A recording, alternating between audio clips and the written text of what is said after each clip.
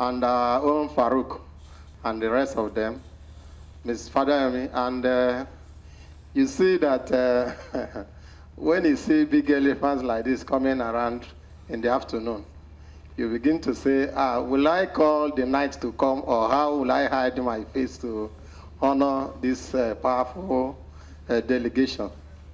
Well, thank you for what you have been doing for our country. We are happy. And since you have been doing this thing, no scandal, nobody that has complained to say this thing was not properly done.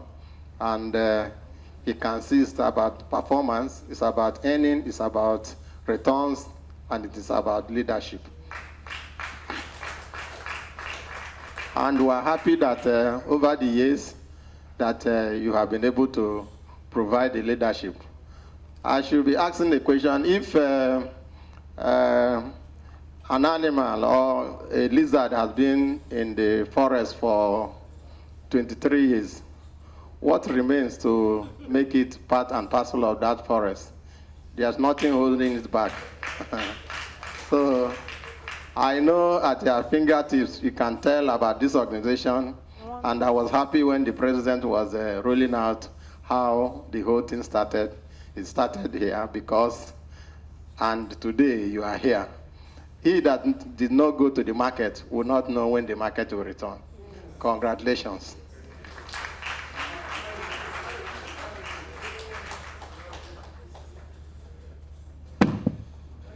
Thank you very much, Doyen. I was trying to count the proverbs, but I lost count. So.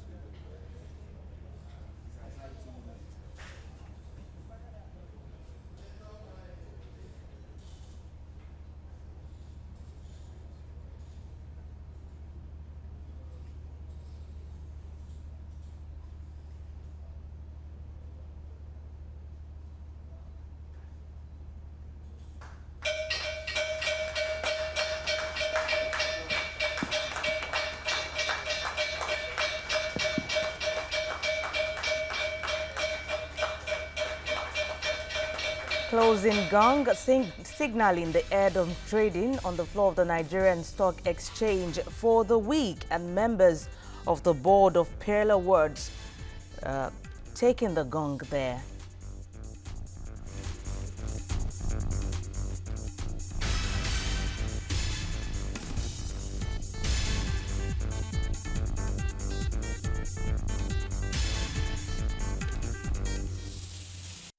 A very good afternoon from Nigeria. Welcome to Business Nigeria this Friday. It's a significant one. It's Black Friday all over, and you could imagine the frenzy at various malls as they give out the best deals, cheapest at that.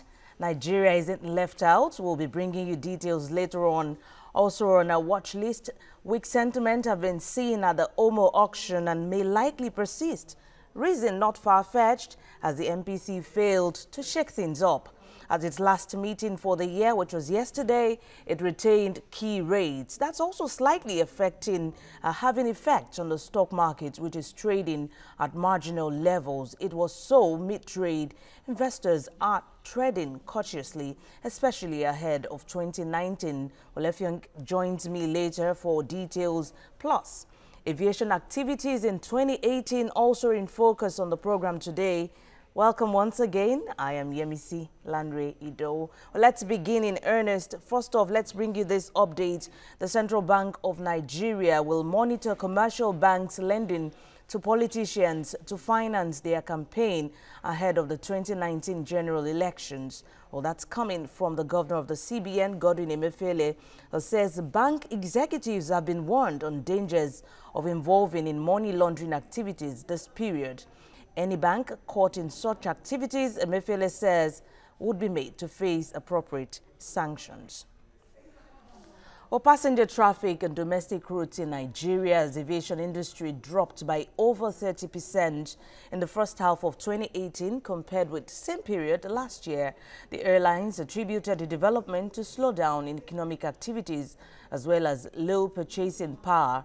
According to the Federal Airports Authority of Nigeria, FAN, last year the International Airport, that's the busiest airport in the country, recorded 2.6 million passengers on domestic flights. But in the same period this year, the airport recorded 1.8 million passengers. Also, at the Nnamdi Azikiwe International Airport at the FCT, FAN recorded 1.9 million passengers in the first 6 months of last year, higher than the 1.7 million the agency reported the same period this year. In fact, the airports that operate only domestic service recorded low passenger movement in the first half this year when compared to same period last year. Now, the executive chairman of Airline Operators of Nigeria, Noge Megesin, says despite the fact that Nigeria overcame economic recession in 2017, income level of households was yet to improve because of the fragile economic growth. Well, let's talk aviation activities this year now. Aviation consultant Tayo Ojiri joins me in the studio. Thanks for your time, Tayo. It was a pleasure. Yes, you heard the little details we've been able to draw out from there. But first off, let's get your take, your assessment of the aviation activities this year with some of those details that we have. Is it that bad? It's not that bad. However, what I always look at it depends on what periscope you're looking through. From the safety perspective, it's been safe. We had that challenge with the Nigerian Air Force accident way back where we had unfortunate fatality. But otherwise, we've had safety. We've had the airports being certified, Lagos and Abuja. We've had the challenge of the security challenge being addressed. But it's not where we're supposed to be. Specifically, what we need to focus on is the growth. We still have the issues whereby the disposable income of Nigerians is still a challenge. We know for a fact that aviation is a function of disposable income, and it's trended and is statistically proven that when, as Captain Nogesin has rightly asserted, when we get out of a recession, aviation is the first actually to go to experience a recession, the impact, and the last to come out of it. And that's what we're experiencing now. Over and beyond that, we have the issue whereby government is the major spender within the sectors, whereby we have what we call the triangular route, which is Lagos, Abuja, Port Harcourt. The ancillary airports are not optimized. So we're not seeing other sectors of the economy driving aviation, like cargo. We still have issues with the intermodal means of transportation, which is road, rail, and water. So we still have that issue of being able to use aviation to bring tomatoes, to bring onions and pepper from the northwest down to Lagos, whereby you have the consumption. So that's where the challenge is, whereby it's not, and it's global. We see the passenger figure, it's a peak and a trough. Okay, so it's actually not peculiar to Nigeria. Yes, you talked generally, safety has been good, but when it comes to market growth, the revenue that comes in from aviation is not so good compared to last year, is it? Exactly. It is not. And obviously, foreign exchange is stabilized, but the cost of operation vis-a-vis getting your foreign exchange for operations has actually affects the airline operations. And don't forget that passenger traffic that we're looking at. Let's look between the lines and say what happened. Within the year, we've seen Medview reduce their capacity. First Nation to reduce their capacity. So Max Air, yes, started. We saw Asman start, but the routes they're flying are still Lagos, Abuja, maybe Kano.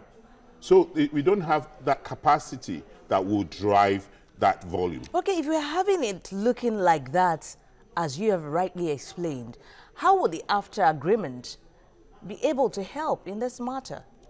It would be able to help in terms of investment and technical partnership. We still have issues whereby the investment equity that we get here is double digits. And the banks and the financial investors are not embracing aviation sector investment like they're doing to telcos. So where we have that challenge is we're not going to have, what it would help with the SATAM is where you have foreign technical partnership and investors. Without partnerships and investors, it will bring the single digit that will grow the aviation sector. It will be able to optimize, like what Airpeace is doing, is able to optimize what we call secondary airports, flying over to Benue, flying over to KB, flying over to Jalingo. Now we have an airline that goes 6 times to Jalingo and is able to actually bring agricultural produce out of Jalingo to Abuja.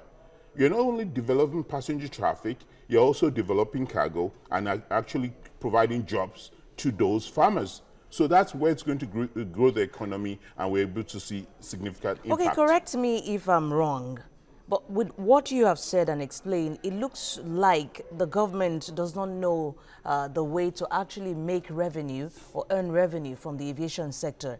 And if you're going to look at all over the world, a lot has been made when it comes to aviation, when it comes to travels from the aviation sector. But what is wrong? It seems the government does not know where to start from, because, okay, yes, we have a lot still complaining about the poor airport facilities in Nigeria, especially compared to all other African countries, especially Kenya, Ethiopia, even Ghana, that is just our next door neighbor. I would tend to correct that assertion whereby you're saying government doesn't know. I think they know because we're part of ICAO. We're part of ACI, actually the president of ACI Africa. We know best international practice, but like some of the challenges we have in Nigeria is the implementation. There's a roadmap whereby we're talking about concessioning of the airports.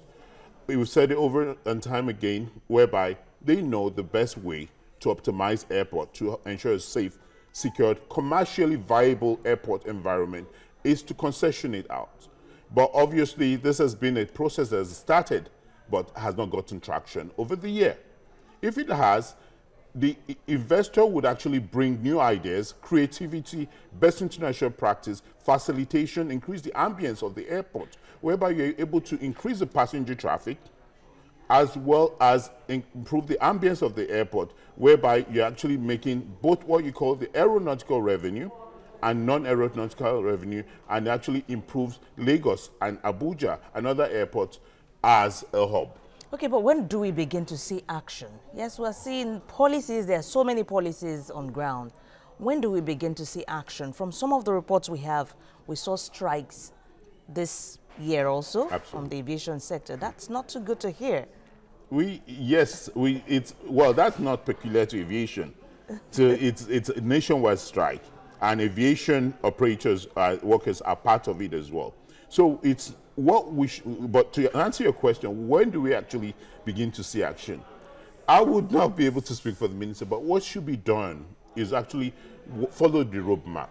Okay. If there's a big picture, let's take the baby steps. Let's have the concession, let's have the timeline, let's have what we have, lots of enabling environment. Because when you travel, you've seen it on social media, whereby people are really upset about the services and the quality of service at their airport. The access and the process is actually convoluted. Okay. So if it's actually streamlined and the ease of doing business, which is actually been enforced, it's actually going to improve the passenger experience, and airlines would actually get value for for the service they're getting at the airport. All right, we'd have to leave it at that. Tayo Ojuri, aviation consultant. Thank you for coming on Business Nigeria. Always a pleasure. Thank you. We'll take a break. You're watching Business Nigeria. I'll be right back.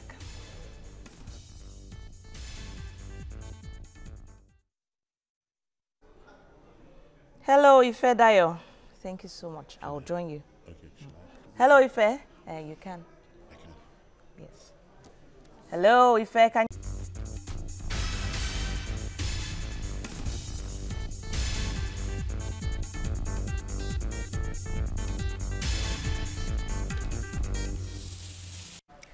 This is Business Nigeria. Black Friday didn't officially arrive before people headed to stores in droves to get their hands on the best deals. In the UK, as early as 3:45 a.m., shoppers were seen lurking around, waiting for stores to open up at 4 a.m. to get goods at far reduced prices.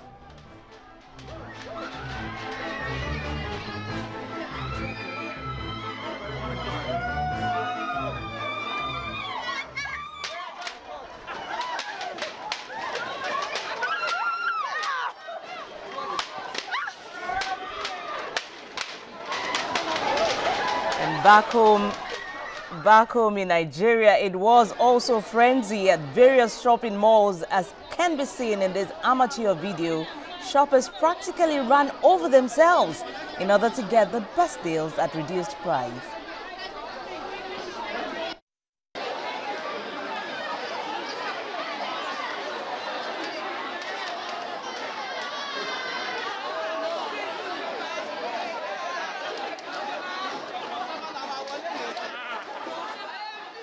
It's really frenzy. Let's talk to investment analyst at Vetiver Capital Management, Ifedayo Olokporoku. She joins me via Skype. Ife, I'm sure you must have heard the frenzy around the Black Friday. Now, it has become a big deal in Nigeria.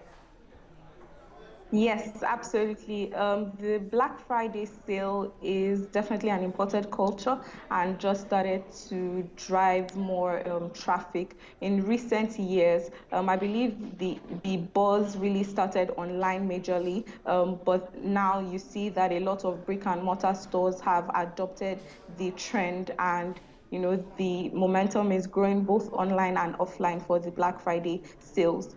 For consumers, really, I believe it connotes the more like the start to the Christmas shopping season.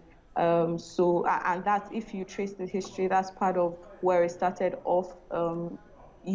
Black Friday really, the culture and the sales really started from the post Thanksgiving tradition, and it's an American one, and that's really where it started from. But in more recent years, and this year particularly, you're seeing the Black Friday sales actually start much earlier and last longer, especially on the online platforms. It's becoming more like a Black November type of thing, and that's the trend we're seeing developing. Yes, Ife, we see many companies, even in Nigeria, plugging in, tapping into this Black Friday. What's the implication for the Nigerian economy? Well, typically, Black Friday generates a lot of sales. In fact, analysts say that, the sales made on Black Friday is, definitely most significant, one of the most significant for the year, right? So it generates a lot of buying activity for consumers and whatnot, and you see millions of items on sale at significantly discounted prices. I would say, on a psychological basis, consumer purchasing or decision making is least rational on a Black Friday. Everything looks attractive, everything is in red, and everyone wants to get a discount, even though maybe upon evaluating, maybe the discount is not that attractive. But that said, it definitely drives a lot of activity. One thing that benefits the producers or the sellers is the fact that you may not make a profit on that Black Friday sale, right? Because you have significantly discounted your prices. However, what you are trying to drive a lot is also consumer engagement, and just the fact that once you make that sale, there's a chance for a return from that consumer as well. So that's really the angle that they try to drive. Very briefly, Ife, do you think this is something that the government can actually tap into? Well, you're seeing a lot of private individuals that would not typically partake in the Black Friday sales, because it generated, or it began more like a retail tradition. You're seeing it right now across even some betting companies and whatnot. So companies can definitely get innovative with milking the let me say, reduced rational decision making that comes with the Black Friday and trying to get more sales from consumers. So if private individuals can, if there is something the government is trying to sell, I guess they can tap into that as well. All right, Ife Olokporoku, investment analyst at Vetiva Capital Management, thank you so much for your analysis on the Black Friday. Thank you for having me. Just before we head to the Nigerian stock market, the Senate Committee on Banking, Insurance and Other Financial Institutions has expressed concern over the decision of the Apex Bank to increase minimum capital base of microfinance banks. The chairman of the committee, Rafiu Adebayo Ibrahim, says the new minimum capital base will affect their speed of operations. He noted the move is not in line with the objectives of the financial inclusion strategy. The CBN had increased the minimum capital base of unit MFBs to 200 million naira from 20 million naira, with state MFBs to 1 billion naira from 100 million naira, and that of national MFBs to 5 billion naira from 2 billion naira.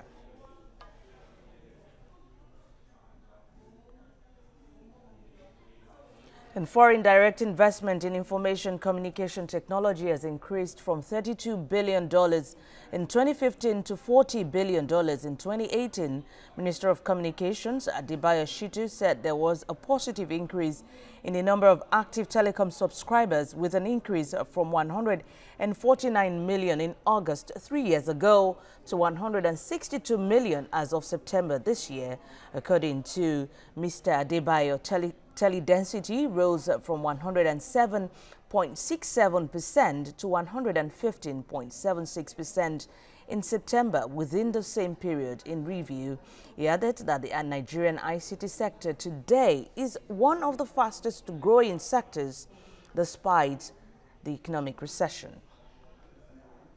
All right, let's cross over to the Nigerian stock market. Effiong Ekop is standing by. Ekop, it's been a dull trading week, if I may put it that way, although we saw some notable trading activities. How did the market really end this Friday?